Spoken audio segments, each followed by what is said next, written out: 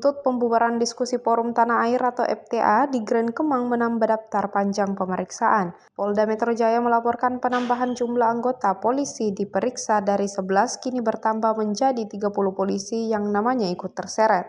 Kabid Humas Polda Metro Jaya, Ade Arisham Indradi mengungkapkan, penangkapan dilakukan jajaran Direktorat Reserse Kriminal Umum pada Selasa 1 Oktober 2024. Ade juga menjelaskan asal para polisi tersebut. Hingga saat ini belum ada laporan terkait daftar nama polisi tersebut. Mereka masih terus mendalami kejadian itu dan akan melaporkan kabar terbaru.